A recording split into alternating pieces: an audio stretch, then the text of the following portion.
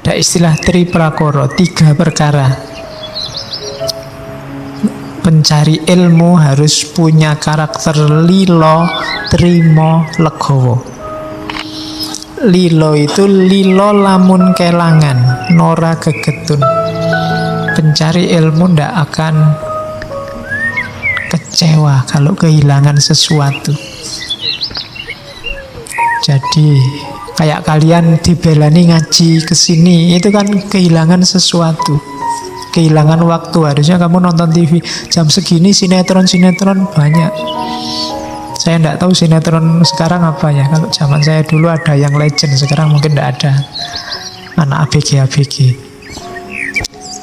Waktu hilang, mungkin capek, harusnya tidur. Saya kalau di rumah enak jam-jam segini tidur, tapi kan kehilangan waktu istirahat. Tidak apa-apa lilo, demi apa? Demi ilmu. Harus punya watak lilo. Beli buku, tidak masalah. Kehilangan sesuatu, kehilangan duit untuk beli buku. Saya dulu zaman di pondok, kirimannya sedikit. Cuma begitu lihat buku, mesti ngiler. Mau tidak mau harus dibeli. Bahwa nanti setengah bulan uangnya sudah habis, gampang. Mendekati teman yang masak sendiri. Teman yang masak sendiri kan dibantu-bantu apa nanti dapat. Karena duitnya sudah terlanjur buat beli buku. Tidak masalah. Tapi kan kepuasan rohaninya beda kalau sudah baca buku dulu. Tapi jadi lilo. Lilo lamun kelangan. Sekarang kan tidak mikir itu. Sekarang duitnya banyak, bisa beli. Sudah ada untuk beli. Biasanya yang dikorbankan waktu sama tenaga. Capeknya nyari, belinya bisa, nyari waktu bacanya yang susah sekarang. Kalau dulu waktu bacanya banyak, belinya tidak kuat. Zaman dulu di seberangnya UIN itu ada toko buku Gunung Agung. Itu saya termasuk mahasiswa tidak gaul. Karena kalau ada waktu kosong, mesti nongkrong di buku itu. Dan zaman dulu toko buku tidak kayak sekarang. Sekarang semua buku kan diplastiki. Jadi kamu tidak bisa baca. Meskipun diam-diam kadang mau suwek dewe terus mau wajah. Iya, untuk lihat isinya. Kalau dulu bisa berjam-jam di toko buku. Kadang mulai jam 8 kuliah jam pertama, jam setengah 9 sampai jam setengah 1 di situ. Lumayan. Surganya pencari ilmu itu toko buku yang bisa dibaca di tempat. Ya, jadi rela. Tetap ada yang harus dikorbankan. Nggak boleh cari enaknya saja. Pasti ada yang harus dikorbankan. Kalau nggak lilo, ya nggak jadi mencari ilmu. Terus trimo lamun ketaman seserik sameng dumadi. Jadi sabar, trimo. Kalau dapat perlakuan yang menyakitkan hati, pasti ketika kita menempuh jalur khusus yang berbeda dengan orang lain, pasti nanti ada perlakuan-perlakuan yang menyakitkan hati kita atau tidak cocok sama kita. Harus trimo. Bahasa Arabnya ridho. Terimalah kalau ada orang tidak cocok sama kalian. Dan yang terakhir legowo, ikhlas, menyerahkan diri pada Tuhan. Karakter utama seorang pencari ilmu itu 3: lilo, trimo, legowo. Kalau kalian punya 3 karakter ini, hidupmu akan tentram. Yang membuat hidup kita sumpek adalah kita suka tidak rela kalau kehilangan sesuatu. Kita tidak terima kalau ditimpa hal-hal yang kita tidak suka. Dan kita tidak legowo, tidak rela atas kisah hidup kita, jalan hidup kita. Kita komplain dan mengeluh terus pada Tuhan. Jadi Mangkunegoro kaping sekawan mengingatkan kita, laku utama kita harus punya 3 nilai ini: lilo, trimo, dan legowo.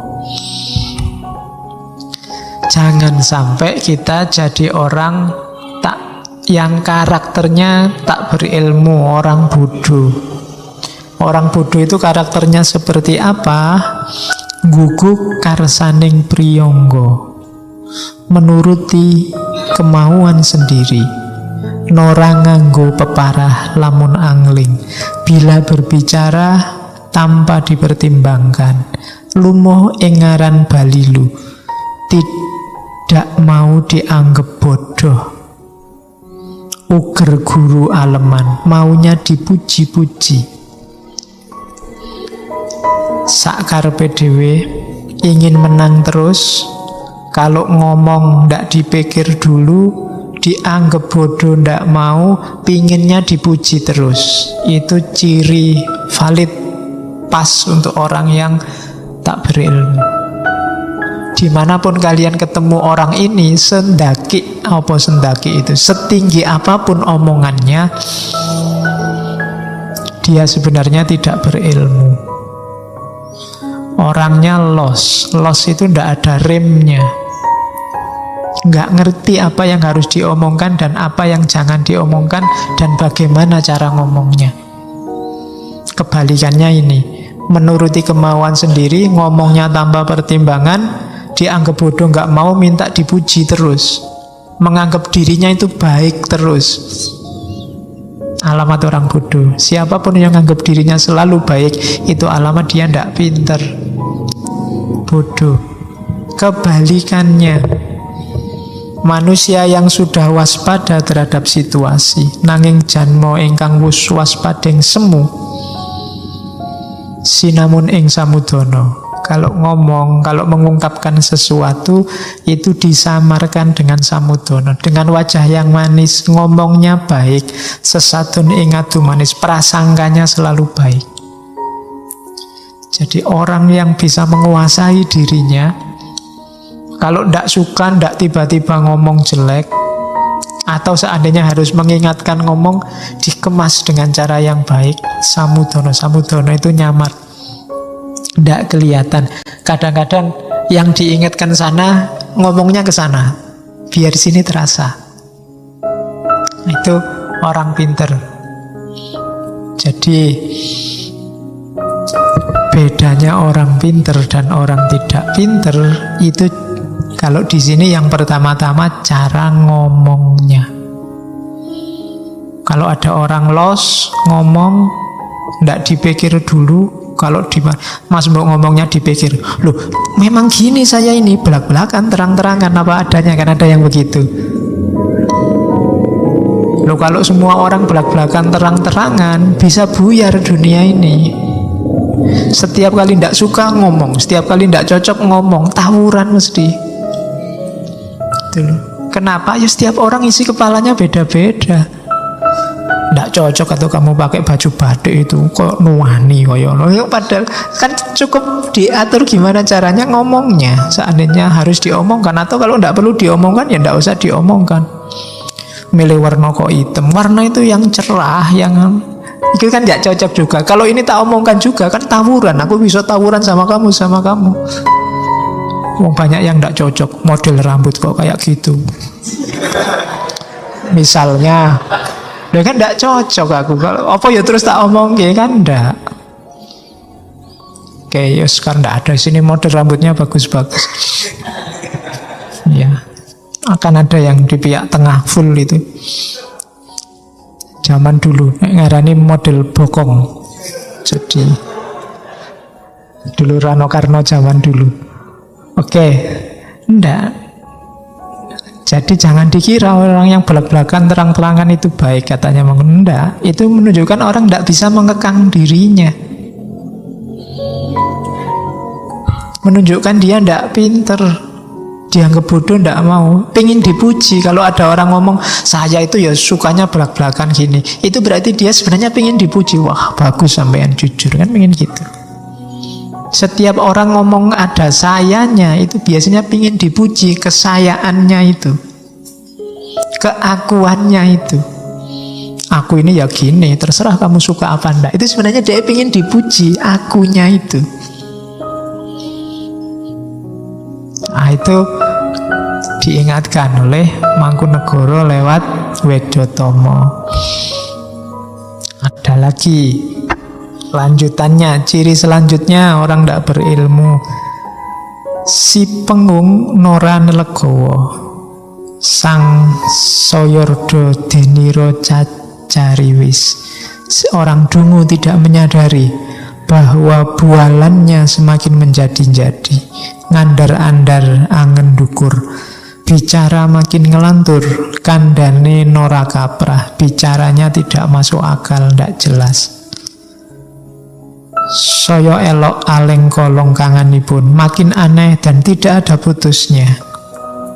Si Wasis Waskito ngalah, ngalingi marang si Pingging yang pandai waspada, mengalah, menutupi aibnya si Tolol.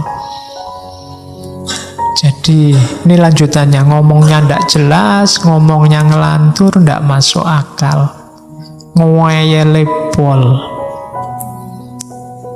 Nah, kalau gini rumusnya apa? Si Wasis Waskito ngalah. Kita sering pakai kalimat sing waras ngalah. Ada yang tidak setuju. Hari ini ada yang bilang yang waras jangan ngalah, yang waras tidak bisa. Kalau kamu tidak ngalah, kamu gegeran sama orang yang modelnya kayak gini. Hasilnya apa? Debat tidak jelas. Hasilnya kamu masalahnya tidak selesai, musuhmu tambah banyak. Jadi kalau memang ingin meluruskan, tidak usah dilawan dia. Kasih tahu saja mau idhoh, hikmah atau jadal. Cuma jadal itu ngelawan, jangan dilawan. Jadi ngalah dalam arti kalau ada orang ngelantur kayak gini, ngeyel, ora gelem kalah, bahasamu hari ini apa, dogmatis, mesti bener, mesti apik, jangan dilawan, kamu ngalah dalam arti jangan ditabrak langsung.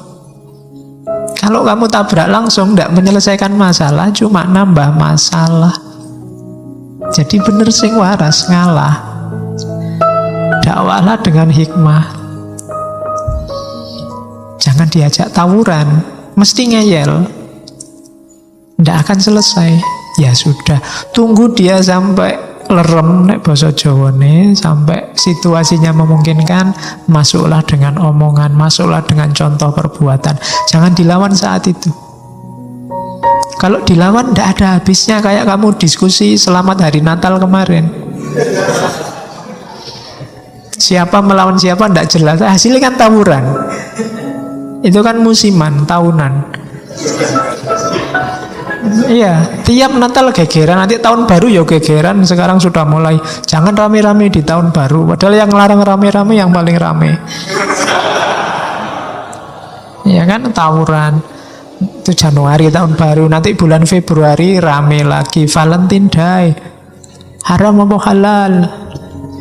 Ya kan? Mesti tawuran terus, tidak ada akhirnya. Mau kamu ngasih dalil apa aja, yang ada di kubu kanan ya di kanan, yang ada di kiri ya di kiri, dengan dalilnya masing-masing. Maka sing waras ngalah, jangan nambah situasi. Kalau kita sudah Wasis Waskito waras, ya jangan ikut-ikutan gegeran kayak anak kecil. Menunjukkan kita belum mateng kalau ikut di sana. Jadi ya ben lah, ditunggu dulu sampai situasi jernih, sampai orang saling terbuka, saling mau menerima manfaat dari sesamanya, baru jalan. Tapi kalau lagi panas-panasnya itu, kamu masuk lewat jalur manapun, ditabrak dari arah berlawanan mesti oleh yang berbeda pandangan.